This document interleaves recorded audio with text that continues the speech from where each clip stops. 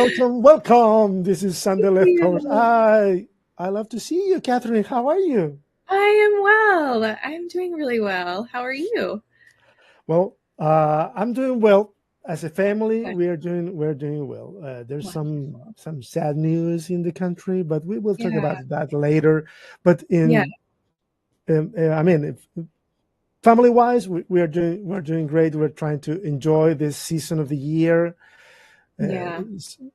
we have the blessing that the beach is super close to our place. It's like 10 minutes walking. This, That's amazing. yes, I but want to come. oh, okay, this okay, but it's 10 minutes walking downhill.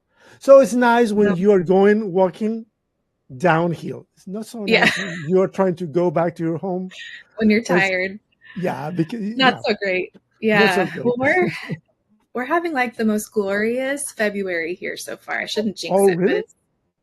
it's sunny and gorgeous and beautiful, and I just feel like the sunshine makes so like it just makes me so happy. So we're enjoying some weather too. Not the beach, but Well, I some good. hope, I hope your summertime is not super hot like the last year. Well, Because yeah, it's nice to have a winter like that.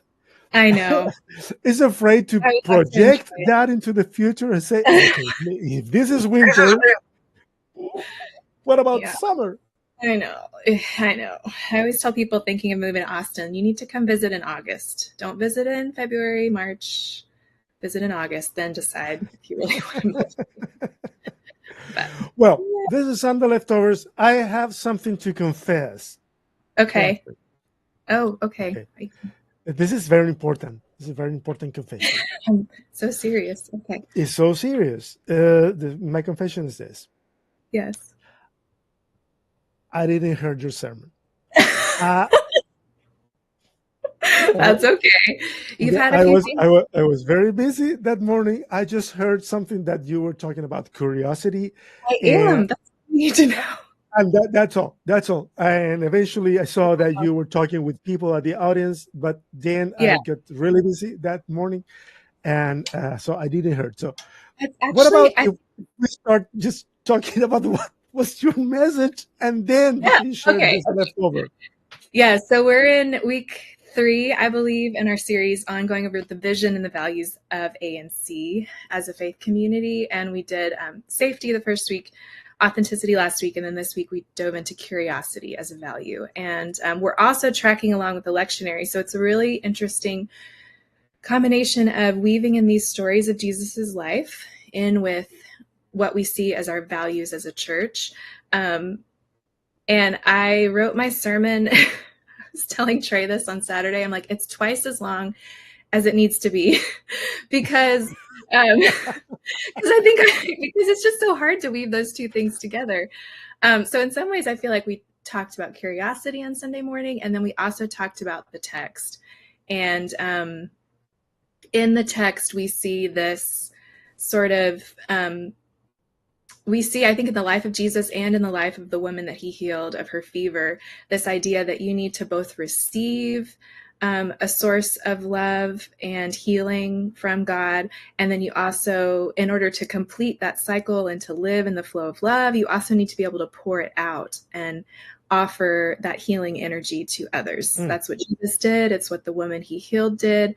And I think when we live in that sort of flow of love, letting it move through us, like receiving it and releasing it, then curiosity is just sort of something that's naturally going to float to the top of our spiritual lives because we'll be in this, I think, sort of state of openness and right. being okay with not knowing what's going to happen next.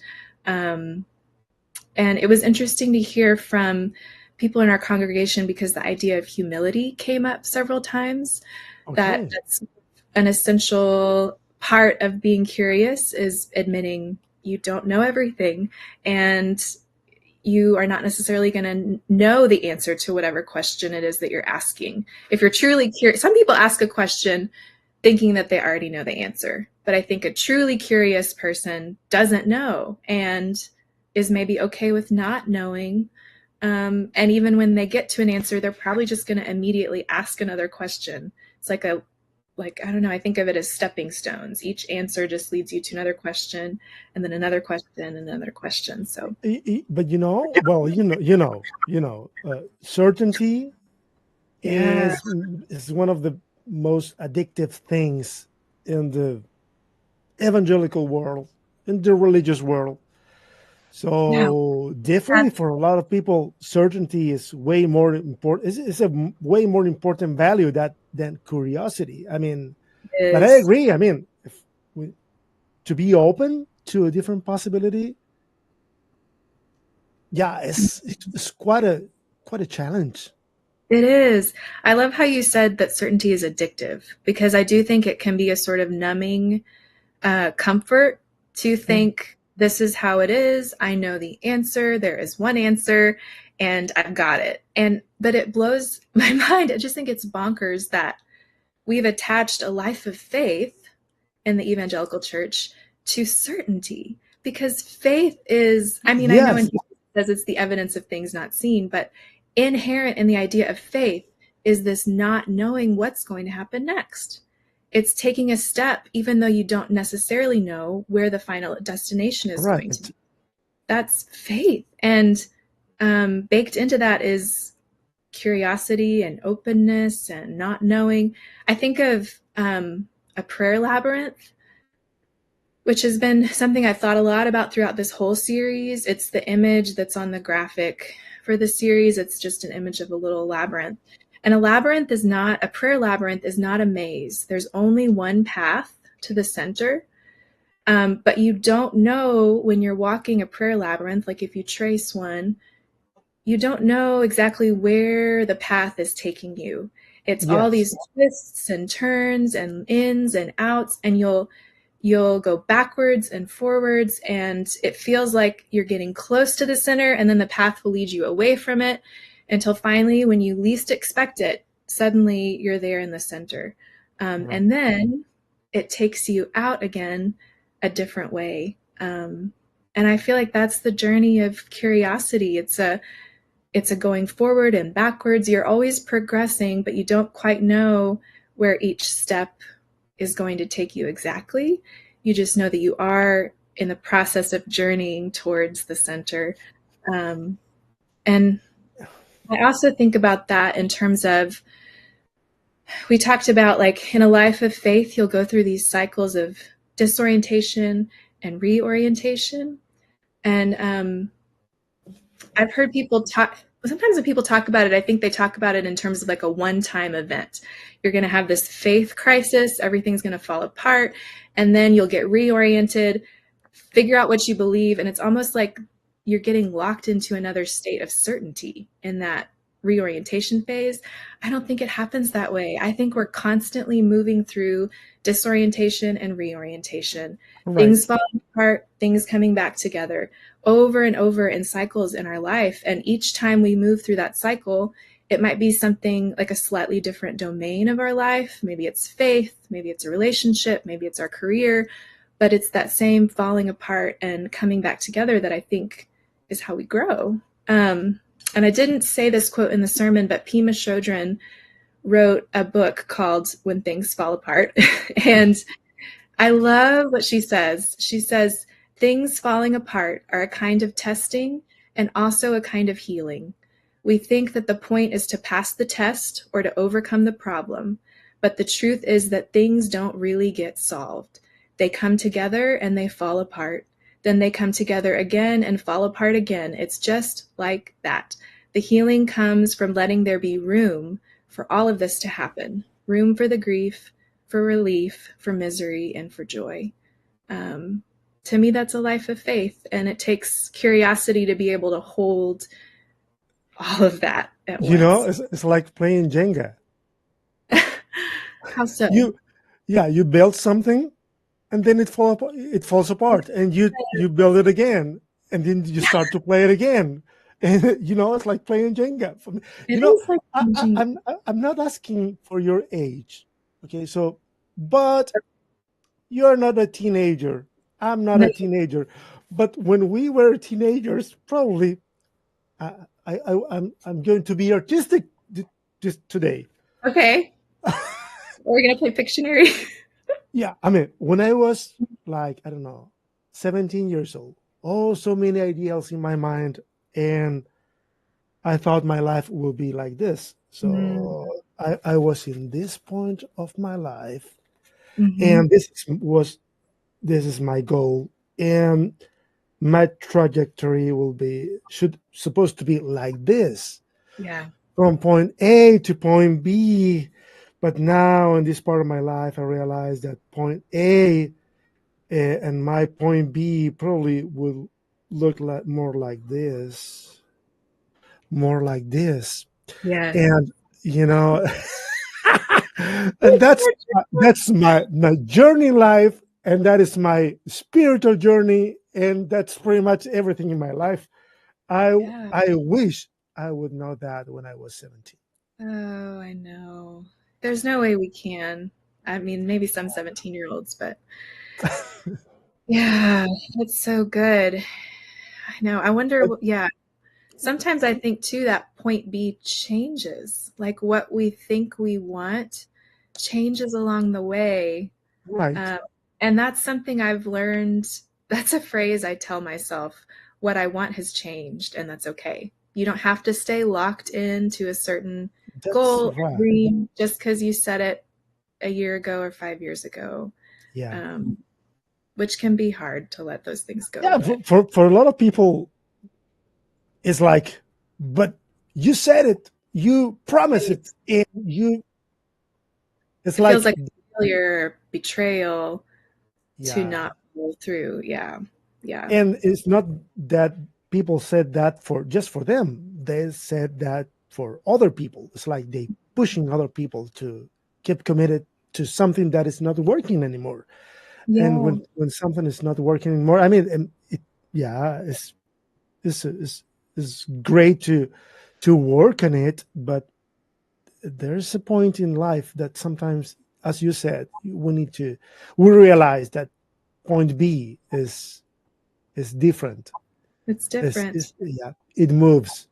Yeah. Because And our life is not a concrete field. When I was thinking about certainty and curiosity, I was thinking certainty is like pouring concrete over a meadow that's full of wildflowers. You set something in stone for all of time, thinking that, it won't change now, it's going to stay the same. But concrete can't grow. All it will do over time is either stay the same or it will deteriorate and crumble. It's not going to naturally evolve and change. Um, and so I just feel like the Spirit of God breaks up that concrete in our hearts and rewilds it, re-sows a field of wildflowers that are going to naturally grow and change with the seasons and change over time and nourish and sustain a whole ecosystem. right. Um, yeah, yeah, Well, this is a lot to process. Not Maybe not because it's complex to understand. I think it's complex to accept yeah, and to live. yeah. I think So yeah, curiosity is a yeah. I mean, it's a huge concept, and I really appreciate so. that this year you were the person in charge to to talk Yeah, about this. Your yeah, perspective, as always, I said pretty much the same when someone that is not Jason is talking about topics that we used to talk in the past in ANC. It's a different approach, and a different approach is good for the community. It's good to yeah, hear from you about curiosity. yeah. Thanks. I know diversity of voice is just a gift, I think, to everyone. It You were is. telling me earlier about some things going on in Chile right now. Do you Oh want to fill yeah. us in about what's Well, happening where you are? yes. Yeah, and maybe you guys you can go to check that out on your website, the Mhm. internet, and Google Chile fires and things like that. Every year we have a season of fires in the woods. Uh, but this year, something really bad happened, Mm. and the fire advanced to a populated area, and in a way that nobody was expecting. I mean, this is unheard. Mm. And so far, there's it's like 200 people died already. There's so many people that the police and you know the guys that process the dead bodies, they can't identify the victims Oh, goodness because gracious. they are totally burned. Yeah. I mean, it's like it feels like a war area. That area is not close to my area. It's in a different place in the country. There's Hmm. people suffering there. Right. There's is They've lost their homes. they lost everything. They Yeah. And lost you were everything. saying, yeah. There's people who die trying to escape in their cars. So you will find pictures of cars in the street, Gosh. totally. I don't know if this is a word or not, but carbonized or Yeah. I know. burned, Yeah. Yeah. totally burned, and Mhm. it is it is so sad. Yeah. So it's a huge. It's really and this is one of the saddest part of all of this, that it seems like the fire that got out of control, it was an intentional fire, Oh. which is so sad. It's Yeah. so sad because it's people involved in all of this, and this is it's like what. So Mm. there's so many families that they lost everything, and they lost relatives, and and we are trying with Amor Original. We're trying to conduct a very small campaign. There's more organizations helping in that area, and Mhm. we are trying to gather some resources, and trying to take the resources and put the resources in the right hands, Mhm. because there's people, also a lot of people trying to get into the area. But if we don't coordinate that properly, sometimes it's like you're not helping really. Right. So there's local people doing the right job in the right place, and we're Good. trying to put the resources in their Mhm. hands. So if any one of you wants to help in that, we create a PayPal link Mhm. to help. Wonderful. Everything will be useful, because for people that lost everything, even a dollar, five, 10, Yeah. that could help a lot. Yes. Not just for that people, also for the people that are still fighting the fire here in Chile. Firefighters it's a volunteer group. Wow. It's not a professional. I mean, they are professionals in the way they do the job, but they are volunteers. Mhm. So sometimes in volunteers group, there's no enough resources to keep the Them safe. the people properly hydrated. Mm. You know, so Yes. there's other organizations trying to provide also for the firefighters. So Mm. and definitely you can go to internet, and you will find everything over there. Okay. Is there? It's quite new on the website, on the internet, so you will find fresh news about Okay. this. So Yeah, yeah, please share that link with us. And if people want to learn more about your ministry, Amor, Amor Original. I feel so that's perfect. embarrassed by my Spanish. But yes, is it you're Already, on Instagram and Facebook? yes, we are in everything, in Facebook and YouTube and Instagram. Yeah, we are there. So Yeah. yeah, yeah, Yeah, thank you for sharing that with us and sharing how we can help too. yeah. I'm And, so and, and thank you, Catherine, for encouraging me to share about this with with our audience. And yeah, thank you very Mhm. much. This was a very, very nice conversation. As usual, as I usual. know. I I love really enjoy this. getting to preach because then I can speak with you afterwards. Catherine, thank you so much. Yes, thank It was you. it was a great message, and I hope all of us could put some effort trying to figure out how curiosity could be more integrated in our daily lives. Yes, wonderful. All right. Well, thanks for See ya. joining me. Okay, see ya.